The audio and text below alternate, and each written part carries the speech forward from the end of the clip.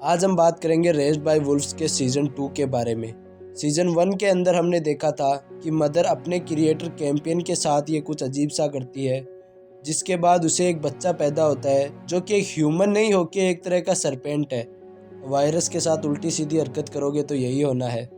साथ ही मदर और फादर को पता चलता है कि इस प्लानेट के ऊपर उनके आने से भी पहले भी इंसान आ चुके थे और यहाँ पर इंसान रहते थे, जो कि अब किसी तरह से डिवॉल्व हो रहे हैं। मदर और फादर उस सरपेंट को मारने के लिए एक पिट के अंदर जाते हैं, लेकिन उनके साथ कुछ नहीं होता, बल्कि वो सरपेंट उस शिप को चीर के वहाँ से उड़ जाता है। यह सरपेंट वैसा ही दिखाई देता है जैसा कि सीज़न 1 की स्टार्टिंग में हमने देखा था। मदर और फादर ज़मीन से कुछ स्कल्स निकालते हैं, तो हो सकता है कि सोल का इसके साथ कोई ना कोई कनेक्शन हो, क्योंकि हमें पता चलता है कि सोल ही था जो कि इस बच्चे को पैदा करवाना चाहता था। उसी ने यह सब कुछ किया जिससे कि मदर के साथ ये सब हो गया। मदर और फादर जिस जगह पर क्रैश करे हैं इसका नाम है the tropical zone. Tropical zone चारों तरफ से इलेक्ट्रोमैग्नेटिक फील्ड से कवर है, यानी कि इसके अंदर किसी तरह का कोई सिग्नल नहीं आता। आगे हमें सीजन में पता चलेगा कि सोल कोई लिविंग थिंग होने की जगह एक तरह का सिग्नल है। हो सकता है कि कोई कहीं बैठा हुआ अपने दिमाग या फिर किसी इंस्ट्रूमेंट से सिग्नल भेज रहा हो, और इसके अंदर ट्रॉपिकल जोन में वो सिग्नल नहीं आता, जिसकी वजह से ट्रॉपिकल जोन में आने के बाद ये लोग सब उस सिग्नल से बचे हुए हैं, जैसे कि पॉल, मार्कस या फिर कह सकते हैं मदर।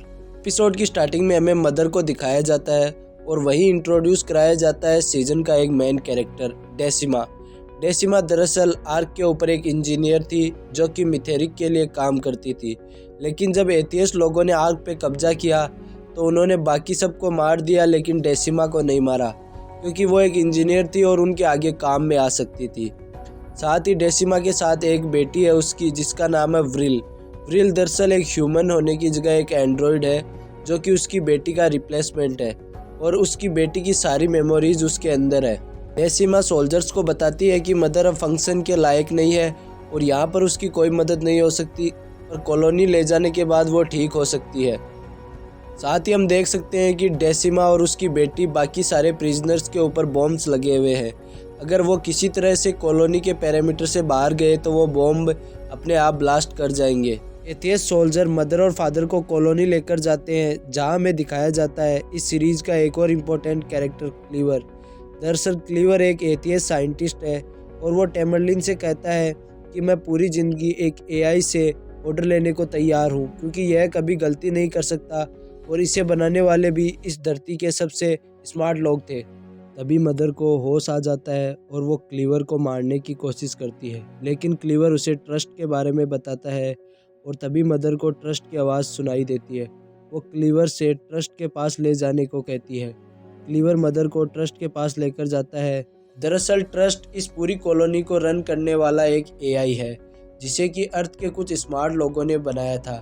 मदर ट्रस्ट के पास मिलने जाती है तो ट्रस्ट उसे सिस्टर कह के बुलाता है। यही हमें पता चलता है कि ट्रस्ट को भी मदर के ही क्रिएटर कैंपियन ने बनाया है, इसलिए वो दोनों एक दूसरे से रिलेटेड है। ट्रस्ट मदर की मेमोरी फाइल स्कैन करना चाहता है, लेकिन मदर उसे बताती है कि वो चीज़ों को देख ही नहीं सकती बल्कि उन्हें फील भी कर सकती है, इंसानी इमोशन की तरह। इसलिए वो उससे कहती है कि अभी वो तैयार नहीं है इन सब के लिए और डेटा उसे नहीं दे सकती। ट्रस्ट मदर को कहता है कि उसकी पूरी फैमिली सेफ है और जल्द से जल्द उसके पास पहुंच जाएगी, और उसी की वजह से बाकी सारे मिथेरिक लोग या तो मारे गए हैं या फिर उनकी कब्जे में है, सिवाय एक के, जो कि है मार्कस। तभी हमें 3000 मील दूर मार्कस को दिखाया जाता है। मार्कस एक प्लेन को ट्रैक करके उसे क्रैश कर देता है, उसका कंट्रोल लेके उसे कॉलोनी के कंट्रोल रूम के अंदर क्रैश करना चाहता है, लेकिन कैसे जैसे करके ट्रस्ट शिप का कंट्रोल ले लेता है और मार्कस को वहाँ से दूर कर देता है। लेकिन मार्कस गुस्से में पूरी शिप को शूट करने लग जाता है, जिससे शिप आउट ऑफ कंट्रोल होकर पानी में गिर जाती है। अब पानी पहले से ही है एसिडिक, इसलिए पूरी शिप धीरे धीरे पिघलने लगती है और मार्कस वहाँ से कैसे जैसे करके बच जाता है। यह आदमी इतना जल्दी नहीं मरने वाला, पूरी सब की बैंड बजा के मरेगा। तभी मार्कस सोल्जर से बचता हुआ एक केव की तरफ जाता है।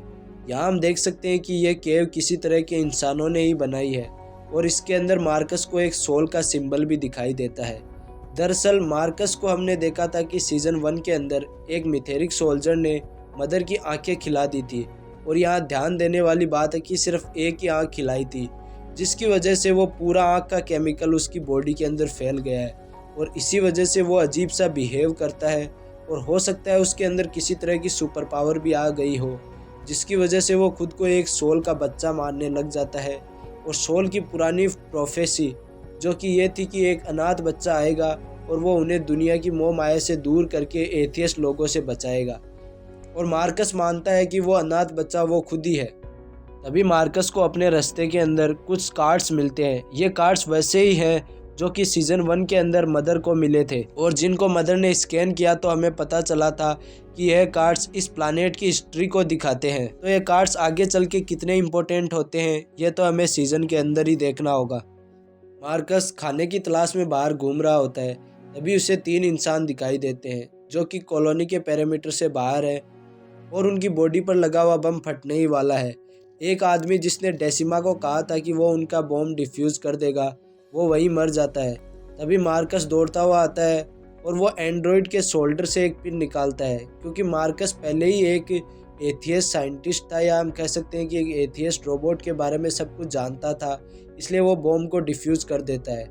लेकिन उसे एंड्रॉयड पसंद नहीं, इसलिए वो व्रिल का बॉम्ब डिफ्यूज़ नहीं करता, लेकिन डेसिमा के कहने के ऊपर वो उसका भी बॉम्ब डिफ्यूज़ कर ही देता है। फिर वो डेसिमा और व्रिल को कहता है कि वो उनकी मदद कर सकता है। यहाँ पर एथियस्ट सोल्जर आए उससे पहले उनको उसके साथ चलना होगा। मार्कस डेसिमा और व्रिल को लेके अपनी केव के अंदर जाता है और वहाँ जाके वो डेसिमा को सोल का साइन बताता है और डेसिमा को बताता है कि यह सब कुछ उसी की वजह से हो रहा है और वही सोल का एक सच्चा भगत है और वही लोगों को यहाँ पर फॉलोअर बनाएगा और सोल की प्रोफेसी को आगे बढ़ाएगा और इन एथियस्ट लोगों को ख़त्म कर देगा। मदर और फादर अपने बच्चों के साथ मिलते हैं और यहाँ हमें पता चलता है कि पॉल को अभी तक नहीं लाया गया क्योंकि उसे आवाज़ें सुनाई दे रही थी। सभी लोग इस बात को लेकर खुश हैं कि वो अब किसी सेफ जगह पर है और फादर इसके लिए कहता भी है कि यह जगह हो सकता है कि हमें मारने की कम कोशिश करे। यहाँ पर रहने को जगह है, खाने को खाना है और जो कुछ भी जीवन के लिए इम्पोर्टेंट है वो सब है और हो सकता है आगे चल के कैंपियन इन सब को रूल करे। सीजन में आगे हमें पता लगता है कि पॉल थोड़ी तरह से नॉर्मल हो चुका है क्योंकि यहाँ पर उसे सोल की आवाज़ें सुनाई नहीं देती इलेक्ट्रोमैग्नेटिक फील्ड की वजह से। वो अपनी फैमिली से मिलता है लेकिन वो अभी भी अपनी माँ से नाराज़ है। वही हमें पता लगता है कि कॉलोनी के बाकी लोग मदर और उसकी फैमिली से बिल्कुल भी खुश नहीं है क्योंकि उनके साथ एक अनबॉर्न चाइल्ड है मिथेरिक का। साथ ही मदर की वजह से अर्थ की बहुत ज़्यादा तबाही हो गई, जिसकी वजह से ये लोग मदर से बहुत ही ज़्यादा गुस्से में रहते हैं। लेकिन यहाँ पर ट्रस्ट को सब लोग मानते हैं और ट्रस्ट ने सबके लिए पनिशमेंट और टास्क बना रखे हैं जिससे वो डरते हैं और इसीलिए वो मदर और फादर की मदद करने को तैयार हो जाते हैं। मदर और फादर को एक अलग से घर दिया जाता है कॉलोनी से थोड़ी दूर। ये हम देखते हैं कि फादर मदर से थोड़ा नाराज़ है क्योंकि मदर उससे बिना बताए ही काम करने लगी थी और उसके साथ बहुत कुछ कर दिया था सीजन 1 के अंदर। जैसे कि एक बार तो उसे मारने को भी तैयार हो गई थी और एक बार पूरी तरह से शट डाउन कर दिया था। साथ ही फादर के नाराज़ होने का मेन रीज़न है मदर की प्रेगनेंसी। मदर फादर से उसकी मेमोरीज इरेज करने को कहती है लेकिन फादर कह देता है कि हो सकता है इसका इफ़ेक्ट उसकी फैमिली पर पड़े, इसलिए वो अपनी मेमोरी डिलीट की प्रोसेस आगे पोस्टपोन कर देता है। पॉल अभी भी सू से नाराज़ है, इसलिए सू उनको छोड़कर कॉलोनी के दूसरे ग्रुप में जाना चाहती है क्योंकि वो अर्थ के ऊपर भी एक एथियस्ट साइंटिस्ट थी, या हम कह सकते हैं कि एक एथियस्ट इंजीनियर थी जिसे कि एथियस्ट की टेक्नोलॉजी के बारे में बहुत कुछ पता है। और वो मदर से कहती भी है कि उसे लगता है कि ये सोल की वॉइस किसी तरह का सिग्नल है जिसके बारे में वो पता करके छोड़ेगी। तभी मदर उससे पूछती है कि तुमने पॉल को उसकी पेरेंट्स की डेथ के बारे में क्यों बताया। वो उसको बताती है कि उसने उसे कुछ नहीं कहा बल्कि उसकी दिमाग के अंदर चलने वाली वॉइस ने ही पॉल को सब कुछ बताया। यही मदर सू को बताती है कि जब वो सिमुलेशन में थी तो उसे भी कुछ ऐसी आवाज़ें सुनाई दे रही थी और उन दोनों को लगता है कि यह एक तरह का सिग्नल है जो कि सभी के माइंड को इफ़ेक्ट करता है, लेकिन यहाँ के इलेक्ट्रोमैग्नेटिक फील्ड की वजह से हो सकता है उनके अंदर नहीं आता हो। फिर हमें पता लगता है कि ट्रस्ट ने कॉलोनी में रहने वाले हर इंसान के लिए पनिशमेंट और टास्क डिसाइड कर रखे हैं। वो सभी को अलग अलग टास्क देता है।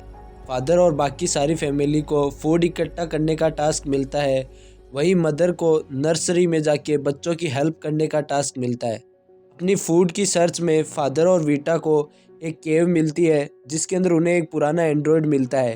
तो यहाँ हम समझ सकते हैं कि आज से कई साल पहले यहाँ पर एंड्रॉयड और इंसान दोनों आ चुके थे। कैंपियन को एक पेड़ के ऊपर एक एग मिलता है, वहीं पॉल को उसी पेड़ के नीचे एक बॉक्स मिलता है जो कि बिल्कुल एक आर्टिफैक्ट जैसा था जो कि हमने सीज़न 1 के अंदर देखा था। पॉल को लगता है कि यह आर्टिफैक्ट सोल का एक गिफ्ट है उसके लिए। वही कैंपियन को लगता है कि यह एक तरह से इविल है, इसलिए वो पॉल को कहता है कि यह हमें कॉलोनी के ऑफिसर्स को दे देना चाहिए।